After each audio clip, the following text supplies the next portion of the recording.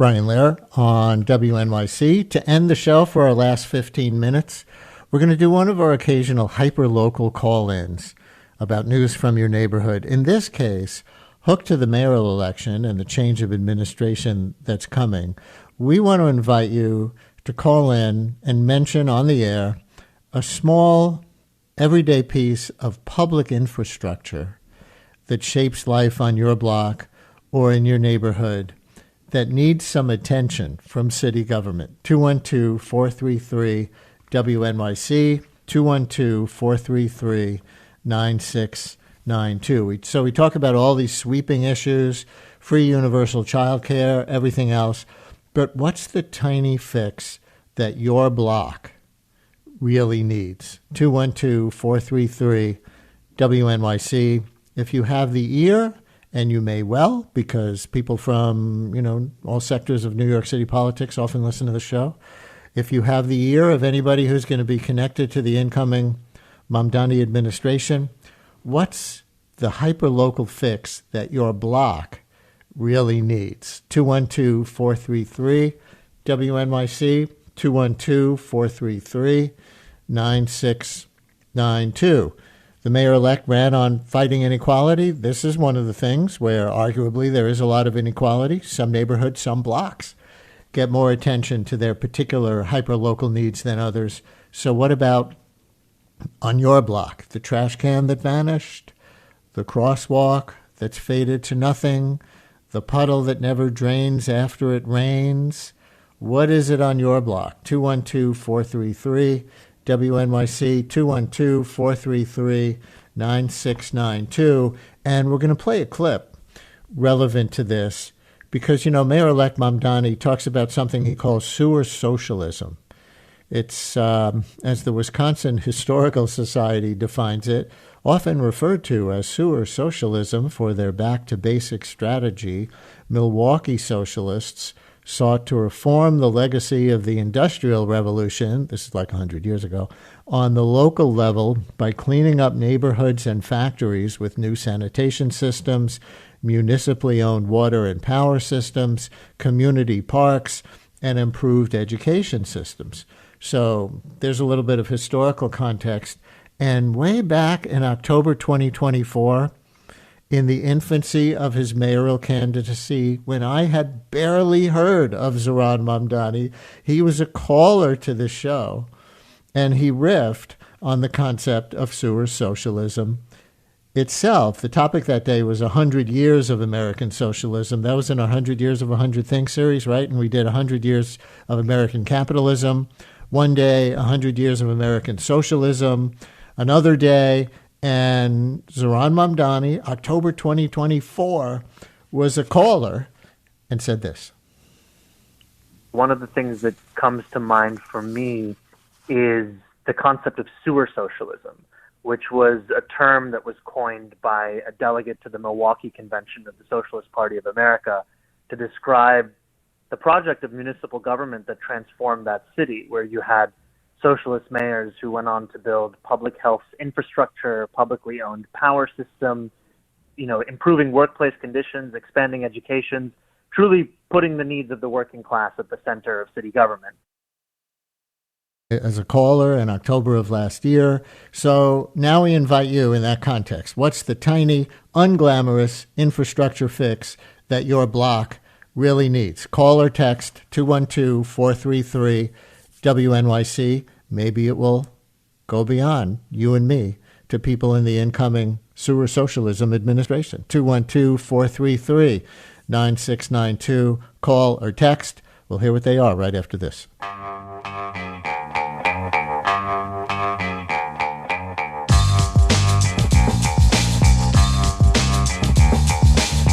Brian Lehrer on WNYC. Now to those unglamorous infrastructure fixes that your block really needs, that the new administration may pay attention to. Let's see, our first two will come from Brooklyn. Listener writes, at the end of my block in Bushwick, near a bodega, there's always so much trash strewn about. I'm talking about food, diapers, just disgusting trash all around without fail. There's always trash and dog poop.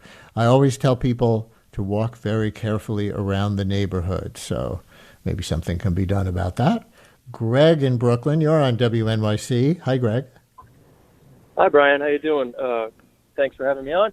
I just wanted to talk about the road work that they're doing on Dean Street between 6th Avenue and Vanderbilt. It's really has been going on for a long time with your bike artery eastbound.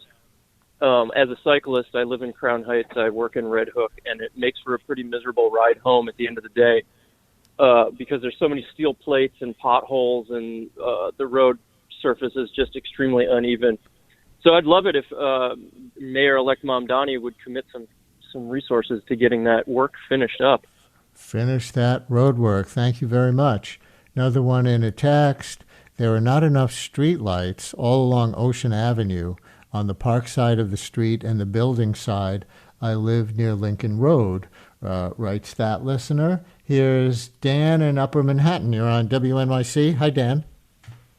Hi there. We've had an ongoing issue with a construction project that's taken over 5 years now. We've lost maybe 400 to 500 parking spots. We've lost sidewalks, and we have a continuous open construction area that when the wind blows, things blow against windows. It's dangerous, it's unsightly, and we need to get back to a way of life that's acceptable for this neighborhood.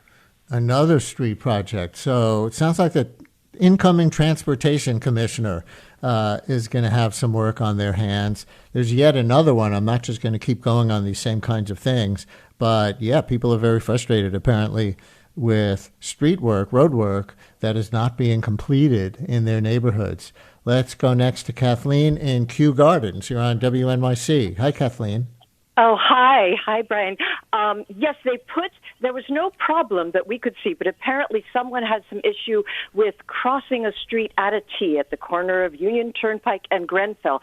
They put up a light, and now a stoplight, and now ever since there is beeping going on all along the street. We're woken up early every morning. The quality of life has changed. There's always a backup. It's made an imbalance. But the kind of worst thing that I wouldn't have even thought of is the previous block has a stop sign, and it has four different. It's a two-way thing. There are four different kind of crosswalks that people can go, but the cars are rushing through the stop sign to beat this light when it turns green at the next corner. And so they've made the previous block more dangerous for pedestrians, and there was no problem before, but there is now. And I wish it could just disappear because I don't know why they put it there, and it's sad. It devalued our lifestyle slightly. It's not earth-shattering, but it's a bummer. There you go. Kathleen, thank you very much.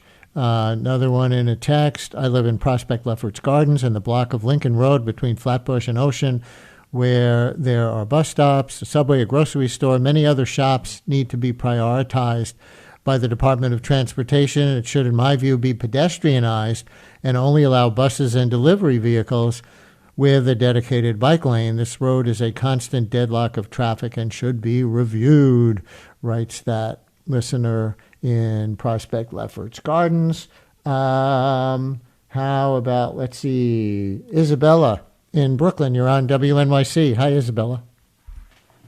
Hi, Brian. Yes, my community has been trying to get the MTA's attention to clean up sort of a drug use group that's sort of emerged at Franklin and Fulton, just at the shuttle station.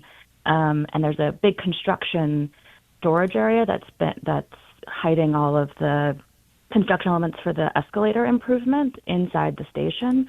But sadly, there's a lot of now drug use, and you can see all sorts of people just hanging out there all the time, and people are crossing the street dangerously to avoid it. And hopefully the MTA and the community boards can help us get that fixed really soon. Thank you for shouting that one out. Listener writes, speaking of sewer socialism, there's a foul smell of sewage in the air in East New York near the Conduit and Pitkin, intersection. It is right near a school. That poor air quality has to be bad for the whole neighborhood. Jeff in Astoria, you're on WNYC. Hi, Jeff. Hi, Brian. Good morning to you. I'm actually, I guess, a constituent of the mayor-elect. And on 31st Avenue, he put his name to a project that ultimately resulted in a bike lane going diagonally across the intersection or the junction, and then head on into one-way traffic coming at it with no protection, as well as the sort of return leg of that bike lane just literally ending kind of in the middle of the block. And this was all done so they could basically create 2 blocks of permanently open street with a bunch of like one-way pinch points. So while the traffic flow has somewhat adjusted the cars, it's really it's sort of unexplainable how anybody would think this was advantageous, never mind safe to literally put cyclists diagonally through an intersection and then head on into traffic and then have the opposite leg of the bike lane just end into cars with like 31st Avenue in Astoria. Jeff, thank you very much. Now here's Neil in Kips Bay, whose concern about cyclists runs in another direction, I think. Hi, Neil. Good morning, Brian. I support bikes 100%, and I would love to safely ride a city bike. But walking around Kips Bay and other neighborhoods in New York, I feel like I'm constantly dodging the e-bikes that are going much, much faster than a bike in a bike lane should really be going. And they don't obey any of the traffic laws. And it creates a real quality of life issue because, every time you try to cross the street, you run into a bicyclist that just isn't following the law. And I'd love to see some sort of infrastructure fix for this. Because, I think enforcing these laws is very difficult, but there must be some intelligent, holistic e-bike solution to protect pedestrians. Definitely a topic for the incoming administration. We'll end with a text from the Bronx. On my block in Parkchester, the street light that keeps going out, leaving residents in the dark as they get off the bus in front of it. It's unsafe. Thank you for your calls on your hyper-local, often unglamorous need to be fixed on my block phone calls. We will pass these along to the incoming administration. And that's the Brian Lehrer Show for today. Produced by Mary Croak, Lisa Allison, Amina Cerna, Carl Boisrond, and Esperanza Rosenbaum. Our interns this term are Amanda De Jesus and Miranda Santos. Megan Ryan is the head of Live Radio. Milton Ruiz and Shana Sengstock at the audio controls. Allison is next.